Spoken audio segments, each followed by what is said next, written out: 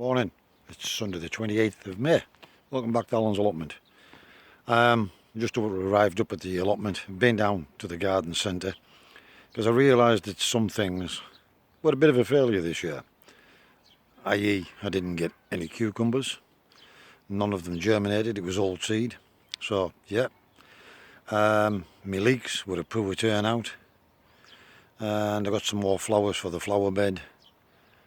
And I got some more peas just because they're well up, and I want a lot of peas this year, so I'll spin you around and give you a look and see what we got. As I say, I'm not adverse to going buying a few plants if things don't turn out for you, and it's a good job we've got garden centres, etc., because it helps you out if you get a setback. So like I say, I've got some nice mixed nasturtiums. Nasturtium rather. I'm assuming the nasturtiums. They look like them. Let me know in the comments.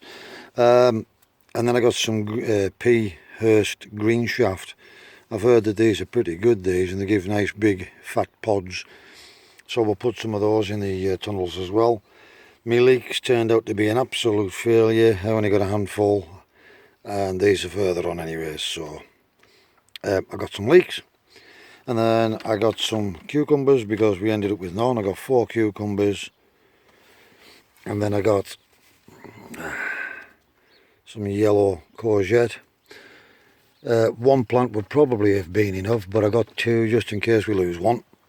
So yeah, my intentions are to get all or most of these in today. Already 25 degrees in here. The water won't take much boiling today. It's 25 degrees now. I only had to get it up another 75 degrees for a cup of coffee. Meet Fred, my new pet spider. Look at the size of it. Because I had such a productive day yesterday, and I know that everything on this side of the garden is pretty much taken care of. I've got a couple of cucumbers to plant into the tunnels, but other than that, that's all taken care of on this side. Then I can move over to the garden, get the nasturtiums in, perhaps some leeks, I don't know. I might actually put those in the polytunnel once I do a bit more work on the polytunnel. And what else did I get? Oh, courgettes. We'll probably grow those in big pots in the new polytunnel, and or the treehouse. I mean, I've got lots and lots of options now. I'm very lucky. So yeah, without babbling on anymore, I'm just going to get this brew and then we'll get cracking. That's a cucumber planted in here, just at the edge of the garlic bed, and these are an all female variety, so every flower will produce a cucumber. So that's one set in. We just used the tomato clips, and we'll just run it up a string and then across here, just in this corner, again tomato clip and a string up here, and then we'll run it across this cross section beam. Another job. Right, the grapevine has now had a haircut. As you can see, this is a main leader which we're going to carry on, and I've cut a lot of surplus leaders out, or stopped them, but they're bearing fruit. So you see we've stopped it at this end, but that's a good thick branch and it should be able to support these grapes. Now I've had a good old thin out and I've took thousands of grapes off. Thousands of them. But I've left it with still quite a lot, because I want to see if some don't set properly and give myself at least a chance of getting some. Had another jobbed. I've got the 2 yellow courgettes in here, and just put some tomato clips around the bamboo and loosely around the stem to try and keep these up, because they are basically a squash. They want to sprawl across the ground, but I want to grow them vertically obviously, but I want to keep them up out of the soil, otherwise they get spoiled. So they've had a good drink in there and in the shade, and just leave them to crack on. I thought, right, sod it, we'll get the onions strung up there as well. So that's all the onions hanging up to dry, and we'll just pick away at them as and when we need them. So we've got more progress. So what I've done now is I've got this back door open, and I've got this very fine insect mesh on here just because I had it, not for any particular reason, just put it on. But I could also, if I wanted to, double up on this door now that I've fixed and strengthened, as you'll see in a minute, put it on the back side, and if I wanted to grow carrots in here in a tall raised bed or something like that, then potentially we could do that as well. So we still need to get the lats around the netting. It is all stapled. Still need to get lats across, and then I want some cross members, which basically you've got your support then on this back side from there to there, from there to there, and from there to there. And likewise with this, we've got there to there, there to there, and then I have one here across the top which supports from there to there, and I've put a threshold in from there to there at the bottom.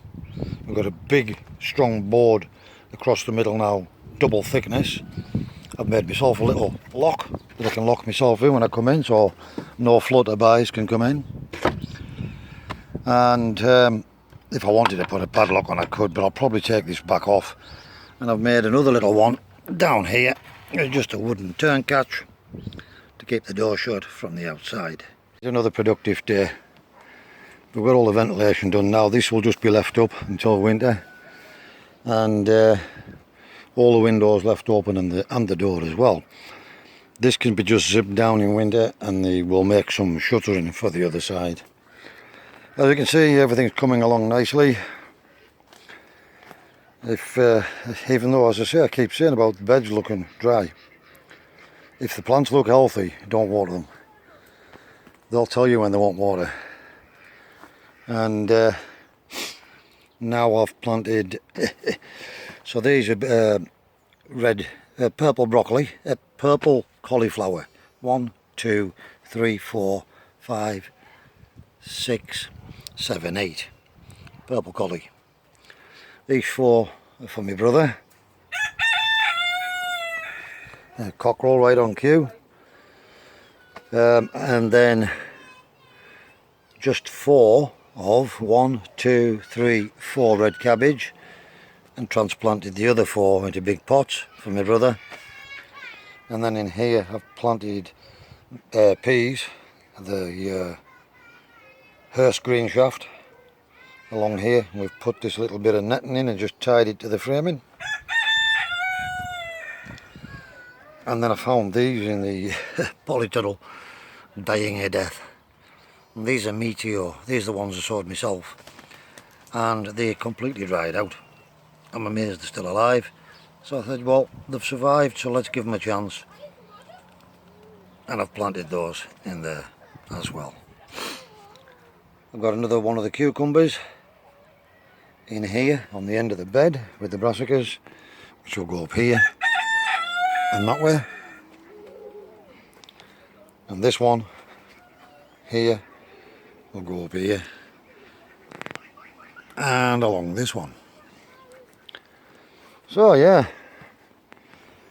absolutely delighted. A fantastic productive day again. Almost everything is planted out now. There's a few odds and sods which you can put in here, which is chicory. Got some chicory I could possibly pop in there.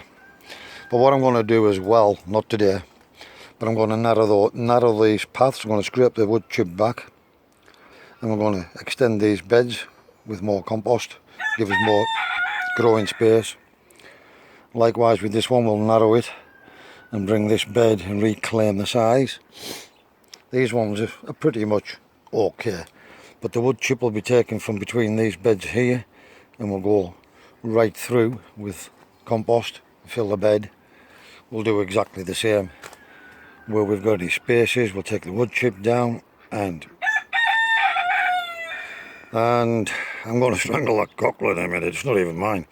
And we'll take that up to the edge as well. Same in this corner. and again same here and here, but not down here because we'll need to walk. Of course, the last job to finish it off, don't forget to put up your flags. I don't know about you guys, but up here we have pigeons and crows and small birds, and if you get any insects inside, what they do is they'll land on the polytunnel and they'll peck holes in your plastic and ruin your cover.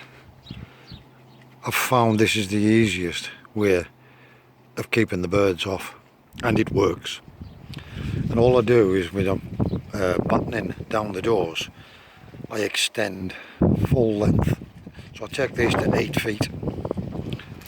Basically they're 8-foot lengths, and all I do is I tie these across, and this is what keeps them off the top of the polytunnel. We didn't do this with the very first polytunnel, and within 2 months it was drilled with holes in the top. And you'll see I built a bird netting over the top, and it took me ages to do that. They still landed on the net and still carried on pecking holes. It didn't work. Happy days. All done. Right, that's it now. Gonna get these tools put away, and that's me finished for the day. I've got everything done that I wanted done, and tomorrow I'm having a day off.